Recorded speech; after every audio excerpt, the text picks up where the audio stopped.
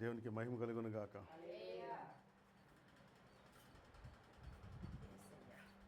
Back కట్టెను వేసేయమంటారా?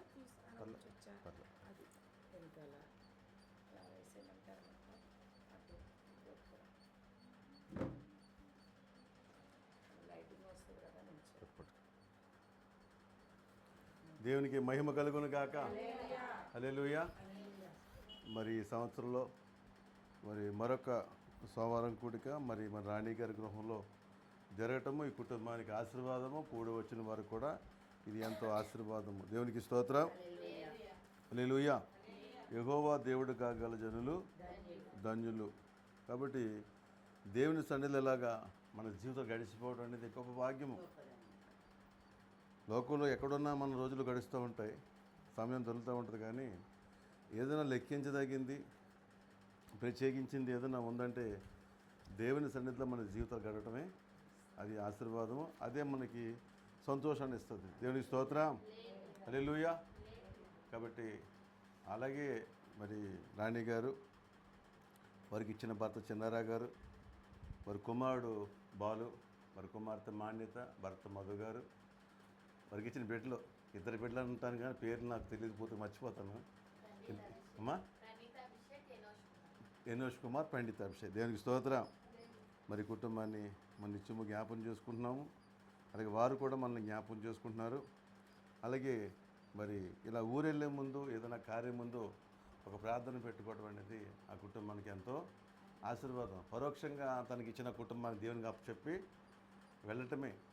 అలాగే తన జీవితంలో తన ప్రయాణంలో కూడా దేవుడిని తోడు చేసుకుని వెళ్ళటం ఇది ఆశీర్వాదం. దేవుని స్తోత్రం. కాబట్టి ఇచ్చిన దేవుని మహాకృపను బట్టి దేవునికి మహిమ కలుగును గాక. మరి ఎంతవరకు చక్కని పాటలు పాడి దేవుని స్తుతించారు. అలాగే అనేక మంది ప్రార్థన చేశారు. మరి దేవుడు మీరు చేస్తున్న ప్రార్థనన్నింటినీ ఆయన పాదసన్ని చేర్చుకుని గొప్ప జవాబులు దయచేయను గాక. దేవునికి స్తోత్రము. రైట్, దేవుని వాక్యంలోకి వెళ్దాము. పరిశుద్ధ బైబిల్ గ్రంథంలో పాత నిబంధన భాగం నుండి యెహోషువ గ్రంథము 3వ అధ్యాయము. యెహోషువ గ్రంథము 3వ అధ్యాయము.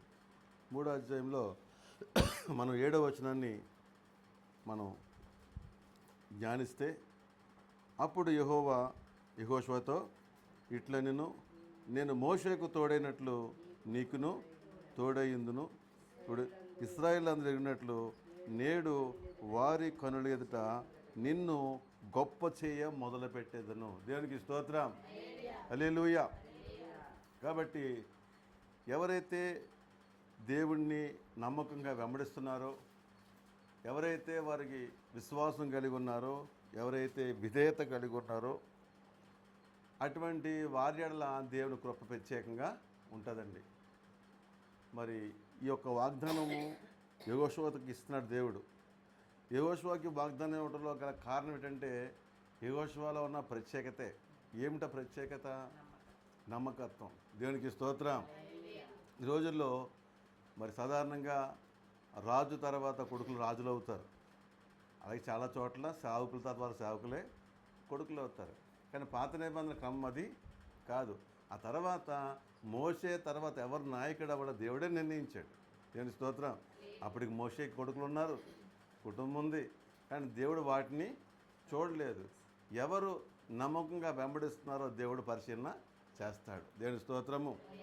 మరి మోషే తర్వాత మోషే మరి ఎంతో కాలంగా ఆ ప్రజలను విడిపించి నడిపించిన తర్వాత ఇంకా చాలా పెద్ద బాధ్యత ఉంది. ఏంటంటే కనాను దేశం అంతా గొప్ప యుద్ధాలు చేయాలి. కనాను దేశం అంతా గొప్ప యుద్ధాలు చేసి ఆ భూమిని అంతా స్వాధీనపరుచుకుని అదంతా కూడా వాగ్దాన భూమిని తన ప్రజలకు పంచి ఇవ్వాలి.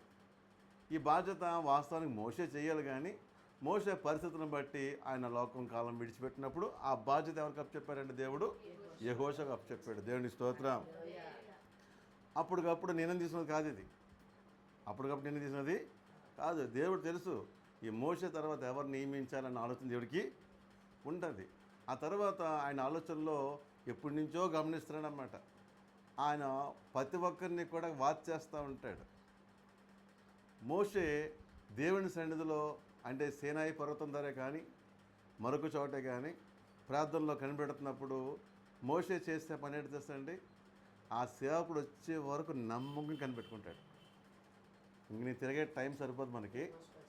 యెహోషువ చేసే పని, మోషే దేవుని సన్నిధిలో ప్రార్థన చేసుకుని ఆ కార్యాలు ముగించి వచ్చే వరకు కూడా వాళ్ళ బంధువులు స్నేహితులు అందరూ వెళ్ళిపోతారు, కానీ యెహోషువ మాత్రమే అక్కడ నమ్మకంగా ఉంటాడు. దేవుని స్తోత్రం. ఎందుకంటే మా సేవకుడు లోపల దేవుని కార్యము చేస్తున్నాడు, ఆయన వచ్చే వరకు నేను నమ్మకం ఉండాలి. మరి రోజున ఎంతమంది నమ్మకం ఉంటే చెప్పండి, ఆ నమ్మకత్వం ఎంతమంది ఉంటుంది? సరే లోకం వచ్చు, ఎవరు చూస్తారా నీ పిచ్చితనం, కానీ భోంచేసే టైం భోంచేయకుండా అక్కడే కాస్తూ కూర్చుంటావు అనేవాళ్ళు అంటూ ఉంటుంటారు. కానీ అది దేవుడికి నమ్మకుండా దేవుడు యెహోషువ అనుకున్నాడు. యెహోషువ ఏం చేశాడంటే అది మనుషుల ఎదుట కాదు కానీ దేవుని ఎదుటేదని భక్తిని కనుపరిచాడు, నమ్మకంగా జీవించాడు. ఇది దేవుడు ప్రతి ఒక్కరిని చూస్తాడు, కుటుంబంలో, సంఘంలో, బయట లోకంలో అందరినీ కూడా గమనిస్తూనే ఉంటాడు. వారి వారి క్రియలు, వారి వారి నమ్మకత్వాన్ని బట్టే దేవుడు ఏం చేస్తాడట, తన కాలమందు చక్కగా హెచ్చిస్తాడు. కాబట్టి ఏ టైంలో మరి మోషేను యెహోషువను దేవుడు చూశాడో అప్పటి నుంచి కూడా అతనికి దృష్టి కలిగింది. అలా పరిచయం చేస్తున్న ప్రతి స్టెప్లో, ప్రతి ఆలోచనలో కూడా యెహోషువ మరి మోషేకి నమ్మకంగా ఉండటం చూశాడు. దేవునికి స్తోత్రం. ఎప్పుడైతే అతను నమ్మకత్వం చూశాడో దేవుడు అనుకున్నాడు, ఇతను తప్పకుండా ఒక ఘనమైన స్థాయిలో నేను నిలబెట్టాలి అనుకున్నాడు. అలాగే మరి మోషే కనాను దేశాన్ని ఇంకా స్వాధీనపరిచే ముందు ఏం చేస్తాడంటే వెళ్ళి చూసిరమ్మంటాడు. ఒకసారి వెళ్ళి చూసిరమ్మని చెప్పి దాదాపు గోత్రానికి ఒకరు చొప్పున 12 మందిని పంపించారు. 12 మంది కూడా ఆ కానాను దేశం వెళ్ళి పరిశీలన చేశారు. పరిశీలన చేస్తే వారు ఇచ్చిన రిపోర్ట్ ఏంటి మనకు బాగా తెలుసు. అది నిజంగా పాలు తేనెలు ప్రవహించే దేశమే, మంచి ఫలభరితమైన దేశమే, మంచి పచ్చని తోటలు ఉన్నాయి, మంచి నీరు ఉంది, అన్నీ ఉన్నాయి. కానీ అక్కడ వారికి ఉన్న భయం ఏంటంటే అక్కడ ఉన్న మనుషులు సామాన్యులు కాదు, వాళ్ళు ఆజానుబాహులు. వారి ముందు నిలబడుతుంటే మేము మిడతల్లాగా ఉన్నాము. వారి బలము మన బలము కంటే గొప్పది, వారి శక్తి మన శక్తి కంటే గొప్పది, వారి మనకంటే మించిన ఆయుధాలు ఉన్నాయి. కానీ వారి యొక్క పర్సనలైజ్ని చూసుకుని వీళ్ళు భయపడిపోయి వచ్చిన వార్త ఏంటంటే మనం అక్కడికి వెళ్ళామంటే చావడానికి వెళ్ళాలి తప్ప బతడానికి వెళ్ళకూడదు. దేవుడు ఏదో మంచిది అని చెప్పి ఆశపెట్టి మనం చంపడానికే చూస్తున్నాడు. చూడండి, చేపకి ఎరేస్తారు కదా, అలా గేలం వేస్తారు, గేలంకి పెడతారు, మంచిది ఏదో పెడతారు, దాన్ని బట్టి చేప ఏం చేస్తుంది, తినేసి. అలాగే దేవుడు కూడా మనకు మంచిదాన్ని ఎరగబెట్టి మనం చంపాలని చూస్తున్నాడని అలాంటి స్టేట్మెంట్ ఇచ్చారు వాళ్ళు. ఎంత బాధ కలిగింది. అందులో ఇద్దరెదురు అందరెవరు, ఒకరు కాలేబు, యెహోషువ. యెహోషువ అంటాడు, లేదు లేదు, దేవుడు మన మీద ఆనందిస్తే అదెంత. ఎందుకంటే ఐగుప్తులో నుంచి బయటకు వచ్చినప్పుడు సముద్రం 2 పాయలు చేసింది ఆయనే, ఆకాశం మన్నను కురిపించింది ఆయనే, బండ నీళ్ళిచ్చింది ఆయనే, ఇలాగ అనుక్షణము కూడా కాపాడుతూ వచ్చిన దేవుడు అది ఎందుకు మనకి ఇవ్వడు? మాటిచ్చింది ఆయనే కదా, కాబట్టి తప్పకుండా ఇస్తాడు. ఇది మన బలం కాదు, ఆయన బలం చూసుకో. తెలుసు స్తోత్రము. అంటే ఈ 10 మంది కూడా వారి బలాన్ని, వారి జ్ఞానాన్ని చూసుకున్నారు. అలాగే అవతోడు బలాన్ని, అవతోడు జ్ఞానాన్ని చూసుకున్నారు. కానీ ఈ ఇద్దరు మాత్రం వారి బలాన్ని చూసుకుని దేవుడి బలాన్ని చూశారు. ఈ ఇద్దరు కూడా వారు అవతల వాడి శత్రు బలం కాదు కానీ దేవుడి బలమే చూశారు. ఎప్పుడైనా సరే మన ఆత్మీయ జీవితంలో, విశ్వాస జీవితంలో అవతల వాళ్ళ బలాన్ని కాదు కానీ మనం దేవుని బలాన్ని చూడాలి. మన జ్ఞానం మన బలం కాదు కానీ దేవుడి బలం, దేవుడి జ్ఞానాన్ని చూడాలి. కాబట్టి దేవుడు ఆ నమ్మకత్వాన్ని చూశాడు. వచ్చిన వాళ్ళు ఇద్దరే చెప్పి మంచి రిపోర్ట్ ఇచ్చారు. వీళ్ళు లేదు లేదు తప్పకుండా మనం ఆ దేశం వెళ్తాం, దేవుడు మన దేశం ఇస్తాడు అని మంచి రిపోర్ట్ ఇచ్చింది ఎవరంటే యెహోషువ, కాలేబు. ఇక్కడ ఒక మంచి మాట ఏంటంటే ఒక మంచి సమాచారం, మంచి సమాచారం. కాబట్టి ఈ రోజున మనందరితో దేవుడు మాట్లాడతాం అంటే మన జీవితంలో ఎలాంటి సమాచారాన్ని మోసుకెళ్తున్నాం, ఎలాంటి సమాచారాన్ని మోసుకెళ్తున్నాం. లోకంలో ఎన్నో చోట్లకి వెళుతున్నాము, ఎన్నో మాటలు మాట్లాడుతున్నాం. నీ మాట దేవునికి మహిమ తెచ్చేదిగా ఉందా, అవతల వాడిని ధైర్యపరిచేదిగా ఉందా, అవతల వాడిని బాధపరిచేదిగా ఉందా అన్న పరిశీలన చేసుకోవాలి. దేవుడు మనల్ని హెచ్చించాలంటే ఇక్కడ ఏం చెప్పాడు దేవుడు మాట్లాడుతున్నాడు, ఏమన్నాడంటే అప్పుడు యెహోవా యెహోషువతో ఇట్లా నేను మోషేకు తోడైనట్టు నీకును తోడైందును, ఇశ్రాయేల్ ఎదుటను ఇశ్రాయేల్ అందరూ ఎదుట ఎరుగునట్లు నేడు వారి కనుల ఎదుట నిన్ను గొప్ప చేయ మొదలుపెట్టేదను. దేవునికి స్తోత్రం. కాబట్టి ఆయన తోడుగా ఉండాలన్నా, మనం గొప్ప చేయాలన్నా మనలో ఒకటి ఈరోజు మనం నేర్చుకునే మాట అంటే మనం తీసుకెళ్ళిన సమాచారం ఏమిటి. ఆ రోజు వెళ్ళిన వారిలో అందరూ కూడా చెడ్డ సమాచారాన్ని తీసుకెళ్ళారు. మనము దేవుని బిడ్డలుగా ఎలాంటి సమాచారం తీసుకెళ్తున్నాము అది కూడా దేవుడు చూస్తాడు. ఒకళ్ళు బాధల్లో ఉన్నారనుకోండి, అప్పుడు మనం ఏం చెప్పాలి? ఏం బాధలు లేమ్మా, దేవుడిని నమ్ముకుంటే మాకు బాధలే మీకు బాధలే అనే ఒక చెడ్డ సమాచారం తెస్తున్నామా? భయపడకమ్మా, ఇలాంటివి మనం ఎన్నో చూసాము. ఎన్ని జరగలేదు చెప్పండి. ఇగో నా జీవితం జరిగిందా, మీ జీవితం జరిగిందా, ఇంకా వాళ్ళు చూడండి, అది ఎంతకాలం ఉంది? కొంతకాలమే. ఆ తర్వాత దేవుడు నడిపించలేదా, లేవనెత్తలేదా, సాయం చేయలేదా అని దేవుడిపై విశ్వాసం ఉంచి మనం పొందుకున్న మేలులను బట్టి విశ్వాసంతో పలికే మాటలు పలుకుతున్నామా, ధైర్యం చెప్పే మాటలు పలుకుతున్నామా, దేవుడిని మహింపరిచే మాటలు పలుకుతున్నామా, లేదా అవిశ్వాసం మాటలు పలుకుతున్నామా? ఇంతేలేని జీవితము అన్నట్టుగా అవతల వాడుకు నిరాశ కలిగించే విధంగా, అవతల వాళ్ళకు ఉన్న విశ్వాసం కూడా తొలగించే విధంగా మన ప్రవర్తన ఉందా? ఒక్కసారి మనం పరిశీలన చేసుకోవాలి. ఇవన్నీ దేవుడు చూస్తుంటాడు. విషయం ఏంటంటే మనం ఎక్కడ ఉన్నా మన ఇరుగు పొరుగు వారితో కానీ, మన ఉద్యోగంలో కానీ, మన వ్యాపారంలో కానీ మనం మాట్లాడే ప్రవర్తన మన అన్నీ కూడా దేవుడు చూస్తాడు. నువ్వు ఎలాంటి మాటలు మాట్లాడుతున్నావు, ఎలాంటి సమాచారం మోసుకెళ్తున్నావు, ఎలాంటి సమాచారం ప్రకటిస్తున్నావు ఒక దేవుడు చూస్తాడు. చూసి దానిని బట్టే మనకేముంటుంది? ప్రతిఫలము ఉంటుంది. ఇక్కడ యెహోషువ గురించి ఈరోజు మనం నేర్చుకున్న ఒక మంచి మాట ఏంటంటే మనము మంచి సమాచారము మోసుకెళ్ళాలి. చూడండి డాక్టర్ల దగ్గర పనిచేసే నర్సులకి చాలా ప్రాముఖ్యత ఉంటుంది. ఏంటంటే డాక్టర్ గారు వచ్చే ముందే నర్సు యొక్క ఆ మాట, ఆ పలకరింపు పేషెంట్కి ఏం చేయాలా? మంచి ధైర్యము వచ్చేది. ఏం భయపడకండి అమ్మా, డాక్టర్ వచ్చేస్తున్నారులే, ఏమని కామనే, ఇలాంటివి ఎన్నో చూసారు, తగ్గిపోయినాయి అమ్మా అని చాలామంది ఒక బాధ్యత కలిగిన నర్సులు, ప్రేమ కలిగిన నర్సులు ఏం చేస్తారంటే వచ్చిన పేషెంట్కి ఏం చేస్తారు? ధైర్యం పలుకుతారు. కొందరు అయితే ఇసిరేసుకుని అది మంచిది కాదు. ఒకవేళ అలా చేస్తే దేవుడి వద్ద మన ఫలితము పొందుకోలేము. హల్లెలూయా. కాబట్టి ఈ రోజున ఈ మొదటి మాట, యెహోషువను దేవుడు తగిన కాలం ముందు హెచ్చించడానికి అతనిలో చూస్తున్న ఒక విషయం ఏంటంటే అతను మంచి సమాచారము తీసుకువెళ్ళే వ్యక్తి, మంచి సమాచారం ప్రకటించే వ్యక్తి. కాబట్టి మనం నలుగురు ఈ సమాజంలో ఉన్నాము. దేవుని బిడ్డగా నీ మాటలు ఎలా ఉన్నాయి? ఎంతసేపు అవిశ్వాసం మాటలేనా? ఒకడు పని ముందా డాష్ ముందా అంటే డాష్ ముందు అంటాడంట. డాష్ అంటే ఏంటి? శని అనకూడదని అంటున్నాను. ఆ మాట పడ తప్పని కాదు, ప్రతిదానికి వ్యతిరేకమే. ఇలా మొదలు పెడతామని చాలు అవుతుందేంటి, అక్కడ వ్యాపారం పెడదాం ఇలా అవుతుంది ఏంటి, ఆ ఊరు వెళ్దామంటే ఎందుకులే, అన్నీ ఆపోజిట్ అన్నీ ఆపోజిట్ మాటలే, అన్నీ అవిశ్వాసం మాటలే. ఇది మంచిది, ప్రార్థన చేద్దాం. ఏమనాలి? ప్రార్థన చేద్దాం. దేవుడు బయలుపరుస్తాడు, దేవుడు తన చిత్తం తెలుస్తాడు, దేవుడు తోడై ఉంటాడు, పర్లేదు మనం చేద్దాం అనే విశ్వాసం మాటలు పలుకుతున్నామా, విశ్వాసం సమాచారం ప్రకటిస్తున్నామా, లేదా అవిశ్వాసం మాటలు పలుకుతున్నామా మన పరిశీలన చేసుకు దానిని బట్టే మన జీవితాల్లో దేవుని యొక్క ప్రతిఫలము ఉంటుంది. దేవుడికి స్తోత్రము. యెహోషువను దేవుడు హెచ్చించట్లో నమ్మకత్వం ఒకటి.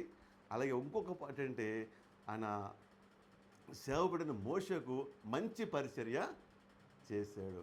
ఎక్కడ మనం ఒక సహవాసంలో ఉంటున్నామో, ఎక్కడ ఒక దైవ సేవకుడి కింద వాక్యం ఉంటున్నామో, ఆ సేవకుడికి మనం ఎలా ఉంటే పరిచర్య ఏదో ఒక పనిలో ఏదో ఒక దాంట్లో మనం ఏం చేయాలంటే మన చేతనైనంత సహకారము అందిస్తూ పరిచర్య చేసేవాడు ఏం చేస్తాడు? దేవుడు మోషేకి చేసిన పరిచర్య మోషే ఇచ్చించాడా?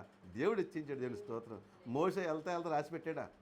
నా తర్వాత యెహోషువయే నాయకుడు మోషే చెప్పాడా? చెప్పలేదు. ఎవరు నిర్ణయించాడు? దేవుడు నిర్ణయించాడు. కాబట్టి మనం సేవకులకు సహాయం చేసినా, సేవకులకు పరిచేసినా ప్రతిఫలము దేవుడి దేవుని స్తోత్రం. ఆ సేవకుడు ఇవ్వకపోవచ్చు, సేవకుడి ద్వారా అధికారం లేకపోవచ్చు, కానీ అధికారం అనేది ఇచ్చేది ఎవరు? దేవుడే. కాబట్టి నమ్మకంగా జీవించాడు. అలాగే మోషేకు నమ్మకమైన పరిచర్య చేశాడు. ఆ నమ్మకమైన పరిచర్యకు గుర్తింపుగా దేవుడు ఏం చేశాడు?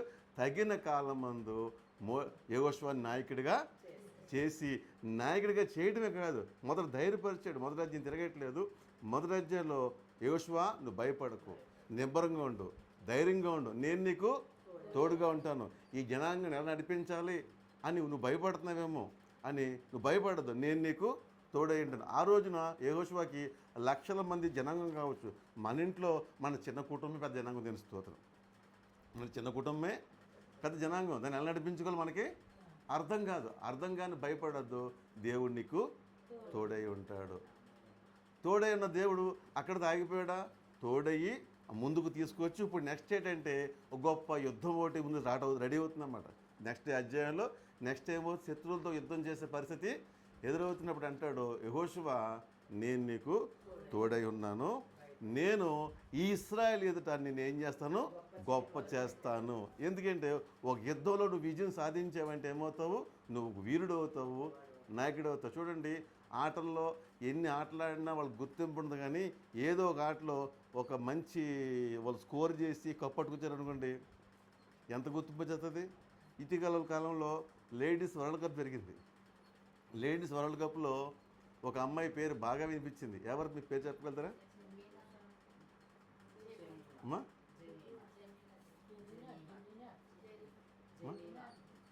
రైట్ రైట్, వింటున్నాను. అసలు ఎవరేం చెప్తారో వింటున్నా, తెలుస్తుంది.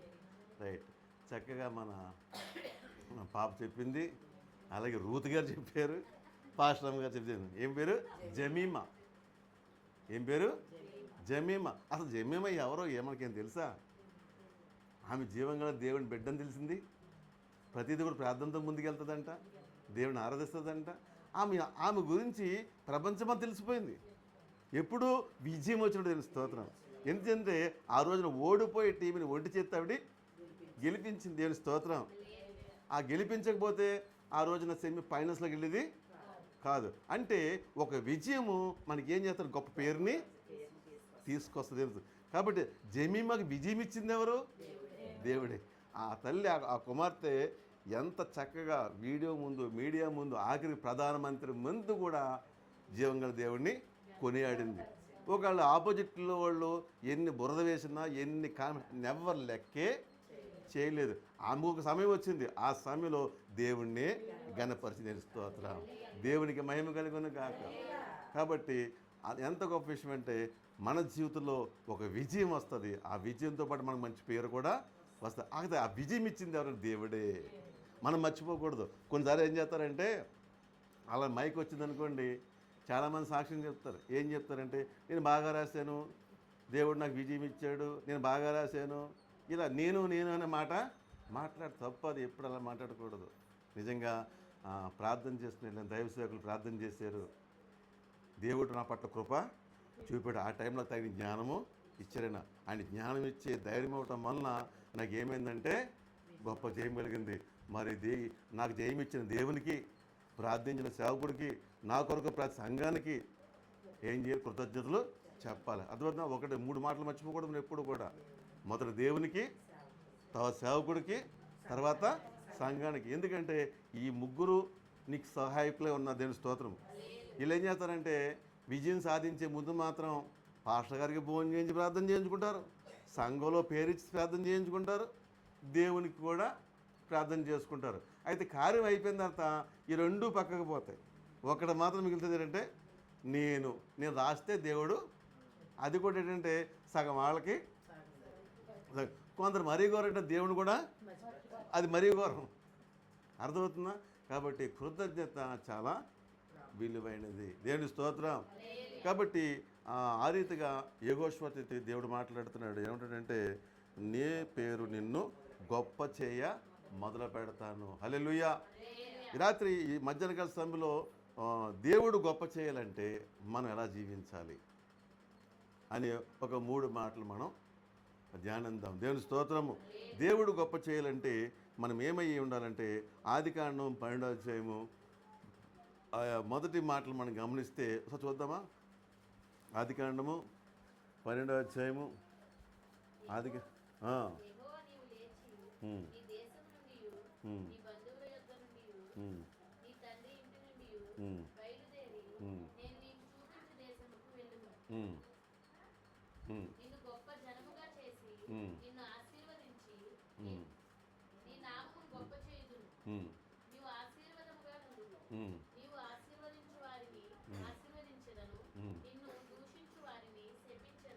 దేవునికి స్తోత్రం. ఇప్పుడు అబ్రహాంను దేవుడు ఏం చేస్తున్నాడు? గొప్ప చేస్తాను, నేను గొప్ప చేస్తాను అంటున్నాడు. నువ్వేమో మళ్ళీ చెప్తామా? అనేకులకు ఆశీర్వాదకరంగా ఉంటావు. ఇక్కడ మనం గమనిస్తే ఇప్పుడు ఆ వచనాన్ని వెనక్కి వద్దాం ఒకసారి చదువు, మళ్ళీ చదువుమా 12వ అధ్యాయంలో. నీవు లేచి నీ దేశం నుండి నీ బంధువుల యొద్ద నుండి నీ తండ్రి ఇంటి నుండి బయలుదేరి నేను నీకు చూపించు దేశమునకు వెళ్ళుము. నిన్ను గొప్ప జనముగా చేసి నిన్ను ఆశీర్వదించి నీ నామమును గొప్ప చేయుదును. అది చాలమ్మా.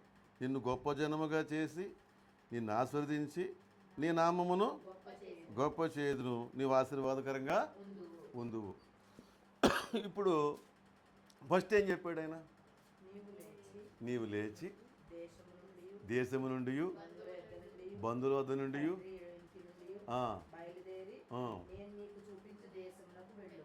ఫస్ట్ ఏం చేయాలంటే దేవుడు ఏం చెప్పాడో ఆ మాట ప్రకారం చెయ్యాలి. కొన్ని ప్లేసులలోంచి మనం బయటికి లేవాలి. కొన్ని చోట్లు ఆశీర్వాదకరమైన చోట్లు కాదు. ఎక్కడన్నా కూర్చున్నామంటే ఎంతసేపు అవిశ్వాసం మాటలు, లోకం మాటలు, పాపం మాటలు ఏవో చెప్పుకుంటారు. ఆ ప్లేసుల్లో కూర్చుని పోవడం అలవాటు ఏమాత్రం మంచిది కాదు. అనుకోకుండా అక్కడ ఇరుక్కుంటే వేరే విషయం, కానీ నీకు అలవాటుగా మారిపోకూడదు. అక్కడికి వెళ్ళిపోయి కొంచెం కూర్చుని ఆ మాటలు విందాం, అలాంటి ప్లేసులు నీకు ఆశీర్వాదము కాదు. అబ్రహాం జీవితంలో ఆటంకంలో ఏదుందో అక్కడి నుంచి నువ్వు పైకి లేవాలి. నువ్వు నీ బంధువుల నుంచి బయటికి రావాలి, నీ ఊరును విడవాలి, నీ దేశాన్ని విడవాలి. ఇలా చేస్తే నేను చూపించే దేశానికి వస్తే అక్కడ నిన్ను అప్పుడు మనం ఏం చెప్పాలి? ఫస్ట్ నన్ను ఆశ్రదించు, నా పేరు గొప్ప చేయి, అప్పుడు నేను చేస్తాను మా ఊరిని అన్ని విడిచేసి వస్తానంట. అన్న ముందేం చేయాలి? నువ్వు నన్ను దీవించాలి, నా పేరు గొప్ప చేయాలి, నన్ను ఎంతో గొప్ప జనం చేస్తే అప్పుడు ఏం చేస్తాను? నువ్వు చెప్పినట్టు. ఇప్పుడు ఏది విధేయత? అబ్రహాం అంట ఇంకా దేవుడు అన్నాడంటే జరుగుతుందని చెప్పి నమ్మాడు, విశ్వాసం ఉంచాడు. వెంటనే ఆ ప్లేస్లన్నీ విడిచి దేవుడు చూపించిన దేశానికి వెళ్ళాడు. ఆ వ్యక్తిని దేవుడు ఆయన తక్కువ చేశాడా? చూడండి, ఆ 12వ అధ్యాయం ఉంటుంది చూడండి, పక్క 13వ అధ్యాయం ఉంటుంది చూడండి. ఆ 13వ అధ్యాయంలోనే ఉంటుంది చూడండి. ఆ 13వ అధ్యాయంలో అబ్రహాము తనకు కలిగిన సమస్తమును తన భార్యతో కూడా నన్న లోతును వెంట పెట్టుకుని ఐగుప్తు నుండి అబ్రహాము వెండి బంగారము పశువులు కలిగి బహుధనవంతుడై ఉండెను. దేవునికి స్తోత్రం. దేవుడు ఏం చేసి మాట తప్పాడా? తప్పలేదే. కాబట్టి అర్థం చేసుకోండి, ఈ మొదటి మాట ఏంటంటే ఎవరైతే దేవుని మాటకు విధేయత చూపిస్తారో దేవుడు వారిని గొప్ప చేస్తాడు. దేవుని స్తోత్రం. కాబట్టి మన అందరికీ గొప్ప చేయాలని ఆశ ఉంటుంది. అయితే ఆ మాటకు లోబడిన శోభమే మనలో ఉంటుంది. ఇంకా తీసివేసుకోము, దేవుడు వద్దన్నవి వదిలిపెట్టము, ఇంకా అక్కడే కూర్చుని ఉంటాం. అందుకే మన జీవితాల్లో దేవుని ఆశీర్వాదం బహుదూరంగా కనబడుతుంది. ఆయన అనుకున్న స్థానంలో ఇంకా మనం నిలబడలేదు. దేవుని స్తోత్రం. నిలబడాలంటే ఆయన మాట ప్రకారం మనం విధేయత చూపించాలి. దేవునికి స్తోత్రం. హల్లెలూయా. విధేయత అనే మాట మీద దేవుడు ఒక చక్కని మాట, ఆయన మొత్తం లోకమంతా చూస్తున్న దేవుడు, ఆయన లోకమంతా చూచుచున్న దేవుడు. ఒక సంగతి ఆయన కనులెత్తి పడింది, అది ఆయనకే ఆశ్చర్యం కలిగజేసింది. ఆయనకే ఆశ్చర్యం కలిగజేసి అసలు వాళ్ళని ప్రాక్టికల్గా తీసుకురావాలనుకున్నాడు. ప్రాక్టికల్గా నా బిడ్డలు చూపించాలనుకున్నాడు. అదేంటో మనం చూద్దామా? ఇర్మీయా గ్రంథము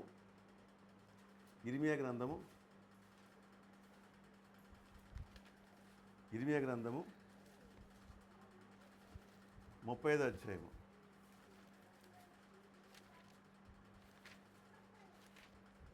ఇర్మీయా గ్రంథము 35వ అధ్యాయం. ఈ 35వ అధ్యాయంలో చెప్తాడండి, హోషేయ కుమారుడును యూదా రాజునైన యెహోయాకీము దినముల్లో యెహోవా యొద్ద నుండి ఇర్మీయాకు వాక్కు ప్రత్యక్షమై, నీవు రేకాబీయుల యొద్దకు పోయి వారితో మాట్లాడి యెహోవా మందిరంలోనికి గదుల్లో ఒక దానిలో వారిని తోడుకుని వచ్చి త్రాగుటకు వారికి ద్రాక్షరసం సెలవీయగా నేను ఇర్మీయా సరే చాలండి, ఇది చెప్పేస్తాను, టైం సరిపోదు. ఇప్పుడు నా వైపు చూడండి, అందరూ కూడా జరిగింది వృత్తాంతం ఏంటంటే ఇశ్రాయేల్ ప్రజలు అంత సమూహం ఉంది. అలాగే అక్కడ దేవుని మందిరం ఉంది. అక్కడికి దేవుడు ఒక డెమో చూపించుకున్నాడు, ఒక ప్రాక్టికల్గా. ఇర్మియా గారు మీరు వెళ్ళి రేకాబీలు ఉన్నారు, ఎవరెవరు? రేకాబీలు సంతతి ఉంది, వారిని ఇక్కడ పిలవమన్నాడు, వారిని ఇక్కడికి తీసుకురండి అన్నాడు. వెంటనే దేవుని చెప్పినట్టుగానే దేవుని మందిరంలోకి ఎవరిని తీసుకొచ్చారు? రేకాబీల్ని తీసుకొచ్చారు. తీసుకొచ్చి వారి దగ్గర మీరు ఏం పెట్టాలంటే ద్రాక్షరసపు గిన్నెల్ని పెట్టండి, బాగా ద్రాక్షరసం పోసేసి గ్లాసుల నిండా పోసి ఇచ్చేయండి అన్నాడు. అంటే అలా అడిగి పెట్టారు. బాబు రేకాబీలు కుమారులారా, మీరు వచ్చి కొద్ది ద్రాక్షరసము తాగండి అన్నారు. తాగండి అనగానే వాళ్ళు ఒకటే మాట చెప్పారు. ఏం చెప్పారంటే, మా పితృడైన మా తండ్రి గారు ఎలా ప్రమాణం చేసి మాకు ఇచ్చిన ఆజ్ఞాపం ఏంటంటే, మీ జీవితకాలంలో ఎప్పుడు కూడా ద్రాక్షరసాన్ని తాగకూడదు. ద్రాక్షరసం తాగటమే కాదు, అసలు ద్రాక్ష తోటనే వేయకూడదు, ఆ విత్తనాలు కూడా మీరు అమ్మకూడదు, ఆ విత్తనాలు కానీ ఆ తోట కానీ వేయకూడదు, ద్రాక్షరసం తాగకూడదు. అంత మాత్రమే కాదు, ఇదొక ఎత్తు. ఇంకోటి ఏం చెప్పాడంటే, ఎప్పటికీ మీరు ఇల్లు కట్టుకోకూడదు అన్నాడు. ఇల్లు కట్టుకోకూడదు అన్నాడు. ఇదేంటి అంటే, మనం ఈ లోకంలో యాత్రికులము, పరదేశులము, ఎప్పటికీ మీరు గుడారాలు ఉండ తప్ప ఇళ్ళు మాత్రం కట్టుకోకండి. ఈ భూమి మీద ఎవరి జీవితం శాశ్వతమైంది కాదు. మనందరం ఎవరంటే యాత్రికులము, పరదేశులము. ఆ సత్యాన్ని మీకు తెలియదు కాబట్టి ఏం చేయాలంటే, ఇలాంటి కూర్చోడు వేసుకుని ఎవరో ఆ పితరుడు, నాయనలారా మీరు అందరూ కూడా ఏం చేస్తారంటే, ఎప్పటికీ మీరు ద్రాక్ష తోటను పెంచకూడదు, ద్రాక్షరసాన్ని తాగకూడదు, అలాగే ఇళ్ళును కట్టుకోకూడదు, మీరు ఉండడానికి గుడారాలు మాత్రం వేసుకోండి అని చెప్పేసి ఇది ఆజ్ఞ అని ఇలాగ కూర్చుని 10 మంది బిడ్డల్ని సమావేశపరిచేసి చక్కగా ఆయన కాలం చేసాడు. కాలం చేసేసిన తర్వాత ఆయన తర్వాత తరతరములు కూడా ఏం చేస్తారంటే అదే మాటను పాటిస్తున్నారంటే. ఎక్కడికి వెళ్ళినా కొంచెం ద్రాక్షరసం తాగుతామంటే, అమ్మమ్మ మా తాతగారు మాకు ఆజ్ఞాపించారు, దాన్ని ఏం చేయకూడదు, మేము తాగకూడదు, ఇళ్ళు మేము కట్టుకోవండి. ఎంత ఆశ్చర్యం అండి. ఊరుకోరా, ఎప్పుడో మన తాత చెప్పాడంటే అనరా. అదేదో మా పెద్ద ఆయనకి ఏదో ఆయనకి ఏదో వచ్చింది అలా చేశాడు, ఆయన అంతమా దాంట్లో ఏమో మజా ఉండదా, తాగకూడదా, తప్పేంటి, ఇలా ఎన్నెన్నో వస్తాయి. కాబట్టి అంటే నెమ్మదిగా ఆ తరం తర్వాత తాతగారు గుర్తే ఉండదు కదా. అంత మాత్రం ఇళ్ళు అందరూ చక్కగా బిల్డింగ్ కట్టుకుంటే మనం ఏంటో పిచ్చోళ్ళ గొడవలు వేసి తిరగటం. కానీ బుర్రాన్ని పని చేస్తుంది, మన తాతకి సరిగ్గా పని చేయనట్టు అని అంటారా. అంటే కాలం మారిన తర్వాత ఒక తరం ఏమవుతుందంటే మార్పు వస్తుంది. కానీ వీళ్ళు ఏంటంటే తరాలు మారిన ఆ తండ్రి చెప్పిన మాటను అలాగే కొనసాగిస్తారు. దేవుస్తారు వాళ్ళు కూర్చోబెట్టి అంటాడు, ఇప్పుడైనా నేర్చుకోండిరా. వాళ్ళ తాత ఎవరు? సాధారణ మానవుడు. వాళ్ళ తాత ఏమన్నా అందరి కోసం ప్రాణం పెట్టేశాడా? అందరి కోసం ఏమైనా చేసాడా? అందరిలాగా అతను కన్నాడో పెంచాడు, ఓ మంచి మాట చెప్పాడు. ఆ మాటకు లోబడి వాళ్ళు జీవిస్తున్నారా. నేనైతే మీకోసం సృష్టిని చేశాను, అన్నీ మీకోసం ఏర్పాటు చేశాను, శ్రమల్లోంటి విడిపించాను, పాలు దేవుని నడిపించాను, ఎన్నెన్నో మీకోసం నిత్యము చేశాను, శత్రువుపై జయమిచ్చాను, గొప్ప స్థానంలో ఇన్ని చేసినా కూడా నేను చెప్పిన మాటకు మాత్రం మీరు విధేయత చూపించరు. డెమో ఏంటి? ఆయన చూపించిన ఆ ప్రదర్శన ఏంటది? రెకాబీల ద్వారా ఆ ఇశ్రాయేల్ చెప్పించే పాఠం ఏంటి? ఆ అధ్యాయం అంతా చివరి అధ్యాయం, మా 35 అధ్యాయం అంతా అది చివరి దాకా ఉంటుంది అన్నమాట. ఏంటది? చూడరా, ఒక మానవుడు వాళ్ళ తండ్రి గారు చెప్పిన మాటకు విధేయత చూపించి వాళ్ళు ఏం చేయటం? ద్రాక్షరసం. ఇప్పుడు మన పిల్లలు ఉన్నారు, వాక్యం చెప్తుంది మద్యము తాగకూడదు. ఎంత వివరంగా చెబితే మాంతున్నారా? మరి బాప్తిజం చేసుకుంటారు, మళ్ళీ గొడవ వస్తే సమస్య వస్తే మళ్ళీ మొదలుకొట్టుకెళ్ళి తాగేస్తారు. ఎక్కడ మాట అర్థమవుతుంది? వాళ్ళు కూర్చోబెట్టి పాఠం నేర్పించి నేర్చుకోండి. ఒక మానవుడు చెప్పిన మాటకి వాళ్ళు లోబడి వాళ్ళు వంశాలు ఇంకా వాటిని కొనసాగిస్తున్నారు. కానీ నా మాట మాత్రం మీకు విలువ లేదు, గౌరవం లేదు, నేనంటే భయం కూడా మీకు లేదు. మీ ఇష్టానుసారంగా ప్రవర్తున్నారు. ఏది విధేయత? అది విధేయత, ఇది విధేయత. ఒకరు అంటాం మనము, ఒరే చూడరా మీకు ఎన్నో మంచి ఫీజులు కట్టి బట్టలు కట్టి అన్నీ కట్టి స్కూల్ పంపిస్తుంటే కానీ అక్షరముఖం నోట్లోంచి రావట్లేదు. వాళ్ళ అమ్మ నాన్న తినక పెట్టి పెట్టక బట్టలు లేకుండా చదువుతున్నారు. వాళ్ళు బాగా చదువుకుంటున్నారు. అందరూ కొంచెం ధనవంతుల పెట్టిలో చదువుకోరండి. కొందరు ఏం చేస్తారు, మామూలు వాళ్ళు చదువుకుంటారు. వాళ్ళు సరిగ్గా సదుపాయం లేవు వాళ్ళకి. ఇంకా మంచి ట్యూషన్ పెట్టితే మంచి రాజు అయితే ఇంకా బాగా చదువు. వాళ్ళకి వచ్చిన మార్కులు మీకు అన్నీ ఏర్పాట్లు చేసి అన్నీ చేసి చూస్తే మీరు ఏమన్నా తెచ్చడం ఏమీ. అదే బాధ. ఎవరి బాధ? దేవుడి బాధ. రేఖాబయ్యలను పిలిపించి వీళ్ళకి బుద్ధి చెప్పి, అప్పుడు ఈ రేఖాబయ్యలు పిలిపించి డెమో చేసి పంపించలేదు. రేఖాబయ్యలకి దేవుడు ఒక లాంగ్ టర్మ్ ఆశీర్వదించాడు. చూద్దాం లాస్ట్ మాట చూడండి, 35వ అధ్యాయంలో చివరి మాట, ఆఖరి వచనం ఏంటంటే చూడండి 19వ వచనం. కాబట్టి ఇశ్రాయేలు దేవుడును సైన్యులకు అధిపతినగు యెహోవా సెలవిచ్చినగా నా సన్నిధిలో నిలుచుటకు రేఖాబీయుల కుమారుడైన యెహోనాదాబుకును సంతతి వాడు ఎన్నడకును ఉండక మానడు. దేని స్తోత్రం. తరతరములు నెక్స్ట్ భవిష్యత్తులో జరిగే ప్రతి సమావేశాల్లోనూ ఈ మందిరంలో ఉన్న ఈ టీం అంతట్లో కూడా వాళ్ళ కుటుంబంలో ఒకటి ఖచ్చితంగా ఉండాలి. ఎందుకు ఉండాలి? ఒక సాక్ష్యం. విధేయత కూడా గుర్తాడు. విధేయతకి వాళ్ళు గుర్తు. అబ్బా దేవుడు ఎంత రాజు. విధేయత అంటే ఎంత గొప్ప విధేయత అండి.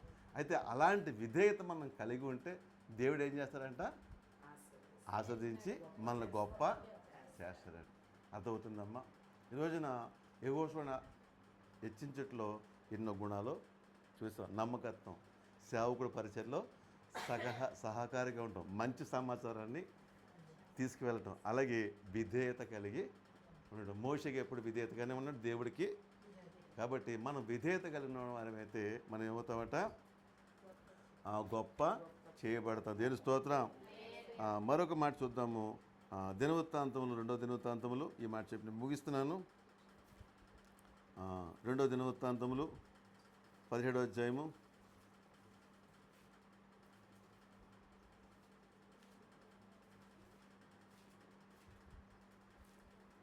మొదటి నుంచి 12వ చదువుకుందాము.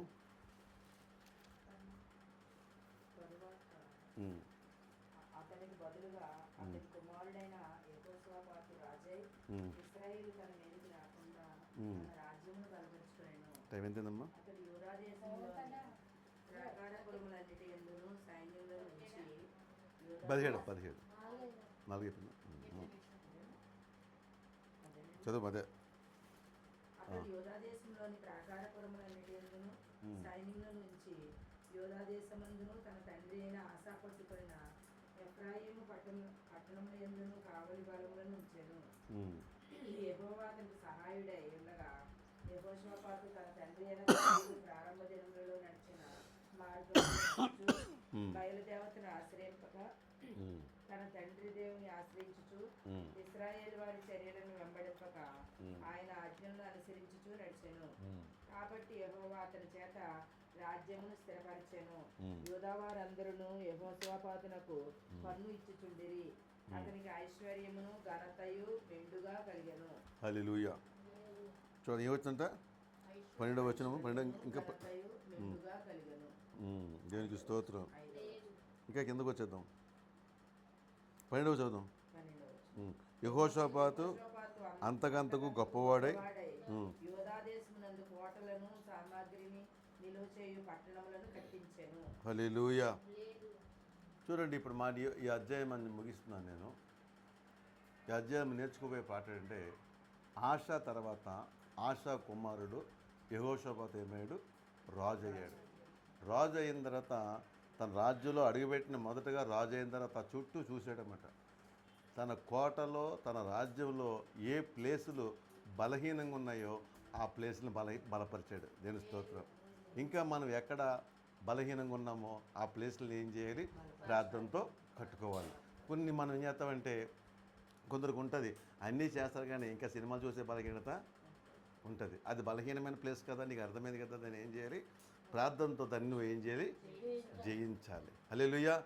అలాగే నేను ఒక ఎగ్జాంపుల్ చెప్పాను. ఇంకా మీ జీవితంలో, మన జీవితంలో ఎక్కడ బలహీనమైన ఉన్నావో ఆ బలహీనమైన చోట ప్రాకారాలని కట్టుకోవాలి. అంటే మీ ఇంట్లో టీవీ ముందు ఏం చేయాలి? పెద్ద గోడోటి మేస్త్రిని పిలిపించి, అంతేనమ్మా, ప్రాకారం కట్టండి. అర్థం ఏంటి? అర్థమవుతుందా? అక్షరానుసారంగా కాదు, కానీ మనం దాన్ని ఏం చేయాలట? జయించాలి. తెలుస్తుంది.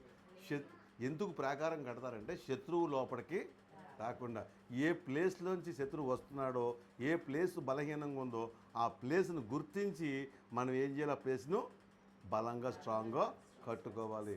మన జీవితంలోకి సాతాను ఏ దారిలోంచి వస్తున్నాడో దాన్ని ఏం చేయాలి? మనం గుర్తించి ప్రాకారాలను కట్టుకుంటే దేవుడు ఏం చేస్తాడంటే మనల్ని గొప్ప చేస్తాడు. దేవుని స్తోత్రం. అంత మాత్రమే కాదు, తండ్రి అనుసరించిన చెడ్డ మార్గం అంతా బయటికి తీసాడు. వాస్తవానికి యెహోషాపాతు తండ్రి ఎవరంటే ఆశ. కానీ అతను ఏం మాట్లాడతాడంటే తన తండ్రి అయిన దావీదు అంటాడు. తండ్రి ఎవరో? దావీదు కాదు కదా, ఆశ కదా. ఎందుకు దావీదుని తెచ్చుకున్నాడు అంటే వాస్తవానికి అతను పితరుడు.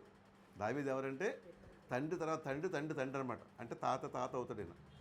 అయినప్పటికీ అతన్ని రోల్ మోడల్. ఎవరు రోల్ మోడల్ అట? ఎందుకంటే దావీదు మంచి ఆ పరిపాలన నేను చెయ్యాలి. మన జీవితంలో కూడా ఒక మంచి వ్యక్తిని సాక్ష్యంగా తీసుకోవాలి. నేను పలానా వ్యక్తిలా ఉండాలి, రోల్ మోడల్ ఉండాలి, నేను పలానా వ్యక్తిలాగా ఉండాలి అని ఒక రోల్ మోడల్ తీసుకోవాలి. మనకు రోల్ మోడల్ ఎవరు?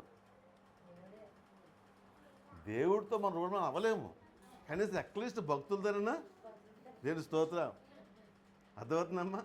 ఏసైలా ఊరుకు మంచిదే, కానీ కనీస కొద్దిలో గొప్ప మనకు సమీపంగా ఉన్న మంచి సేవకులన్నా. అర్థమవుతుందమ్మా? మదర్ తెరిసా ఉంది, ఆవిడ రోల్ మోడల్ కాదా? ఆవిడ రోల్ మోడల్ ఏంటి? ఆవిడ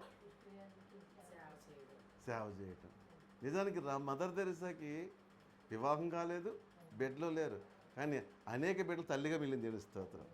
హల్లెలూయా. నువ్వు తల్లిగా ఉండి ఒక ఇద్దరు బిడ్డలు తండ్రి, ముగ్గురు తండ్రి ఏమో, కానీ ఆమె ప్రపంచంలో ఎంతోమంది పేదలు తల్లి అయింది. దేవుని స్తోత్రం.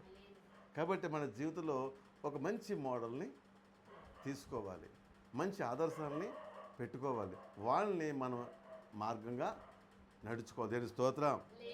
కాబట్టి యెహోషాపాతు ఏం ఎంచుకున్నాడంటే దావీదు మార్గాన్ని ఎంచుకుని మళ్ళీ బాగా గమనించండి. ఏదో ఆషామాషిగా తీసుకోవడం చూడండి అంటాడు. తన తండ్రి అయిన దావీదు ప్రారంభ దినములు నడిచిన మార్గమందు నడుచుచు. ప్రారంభ దినానికి ముగింపు తేడా ఏంటి? దావీదు తర్వాత మధ్యలో తేడా వచ్చింది. ఏమొచ్చింది? దావీదు మధ్యలో తప్పులు చేసి మధ్యలో పాపము దాన్ని ఎత్తుకోలేదు. దావీదు ప్రారంభ దినాల నమ్మకం అలాని నమ్మకుండా చేస్తాం. కాబట్టి ఒక వ్యక్తిని అనుసరించామంటే ఆ వ్యక్తిలో కొంతే మనం తీసుకోవాలి, మంచిని మాత్రమే తీసుకోవాలి తప్ప చెడుని. పాస్టర్ గారు చెప్పారండి, పలానా మంచి వ్యక్తి అనుసరించారండి, అతనికి ఇతర భార్య, నాకు ఇతర భార్యలు కావాలని అంటే మనకు అవసరమా? ఎంతవరకు మంచి అంతే తీసుకోవాలి. కొందరు ఇలా కొంతమంది ఏం చేస్తారంటే ఇలాంటి అనుసరిస్తారండి, పనికి మాలిన విషయాలు మాత్రం బాగా తీసుకుంటారు. ఒక ఆవిడ ఇలా మాట్లాడుతాను, అబ్రహాం కెతురాని చేసుకోలేదండి. ఇది ఎందుకు మన అవసరమా?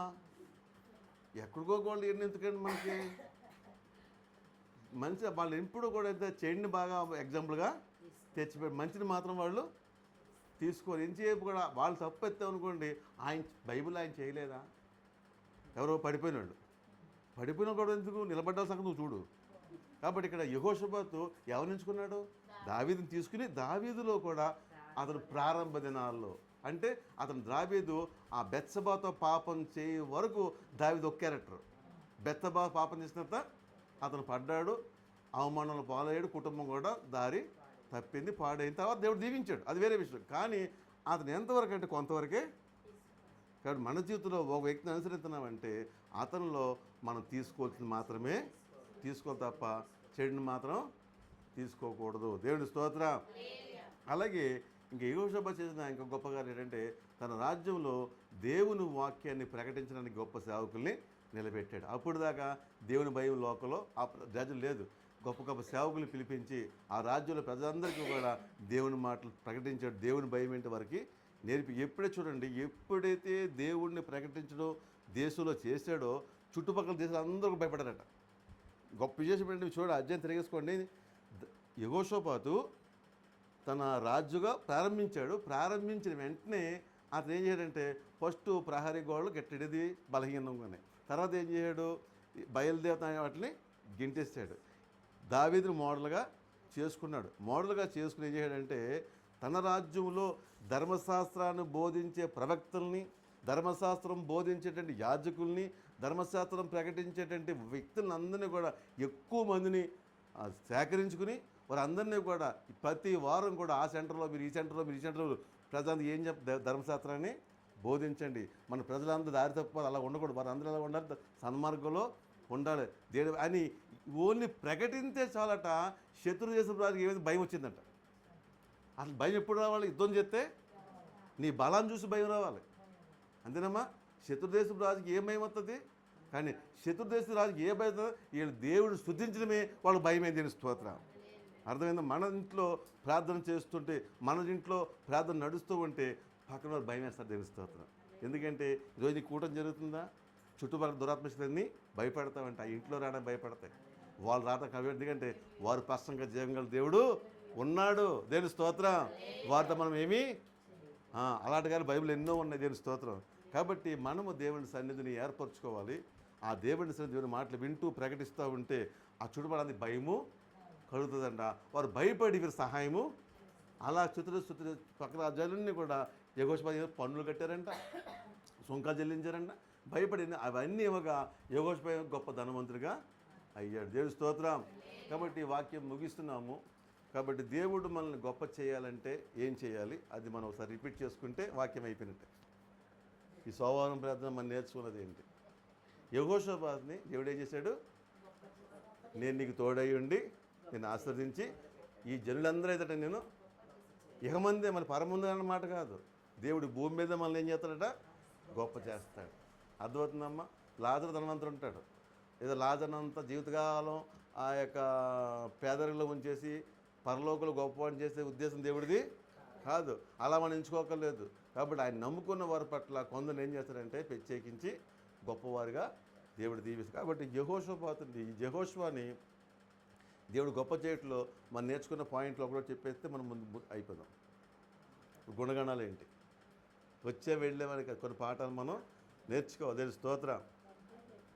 యెహోషువలో తీసుకున్న ఫస్ట్ పాయింట్, యెహోషువలో ఏమున్నాయి, నమ్మకం. సేవకుడికి ఏం చేశాడు ఆయన, నమ్మకం పరిచర్య చేశాడు. అవునా, సేవకుడికి ఏం చేశాడు, పరిచర్య. తర్వాత మంచి వార్తల్ని మనం ఏ వార్తలు పట్టుకెళ్తున్నా పరిశీలన చేసుకోవాలి. మనం కూడా మంచి వార్తల్ని లోకంలో ప్రకటిస్తున్నామా, చెడ్డతనం పరిస్థితి మనం పరిచయాలి. తర్వాత ఏం చేశాడు యెహోషువతు, చక్కగా నమ్మకంగా ఉన్నాడు. దేవుడు అతను ఏం చేశాడు, హెచ్చించి చేశాడు. కాబట్టి దేవుడు హెచ్చించాలంటే మనలో ఏముండాలి, ఇంకా తర్వాత విధేయత కలిగి ఉండాలి. కాబట్టి విధేయతల గురించి ఎవరి గురించి చెప్పుకున్నాం మనం,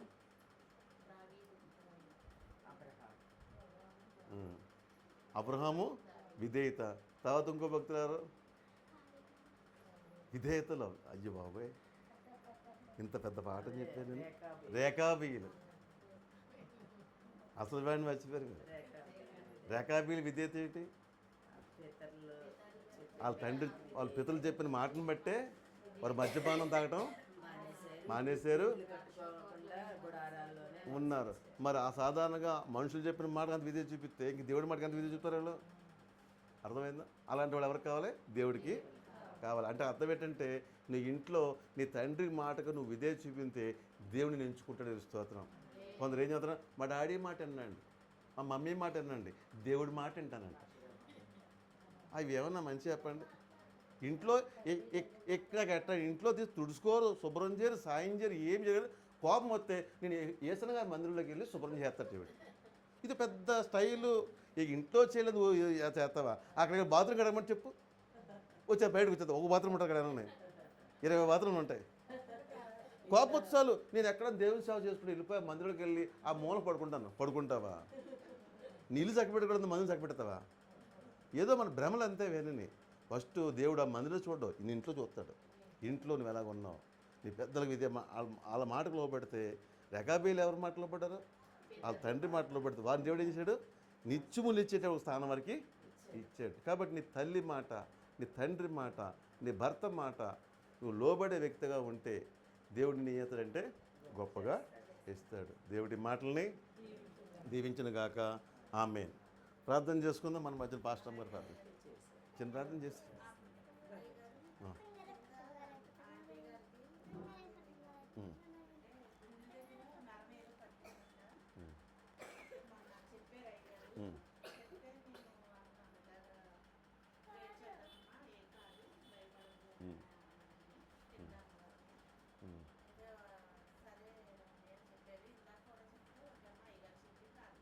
ఓకే, కింద వెళ్తే ప్రార్థన చేద్దామా?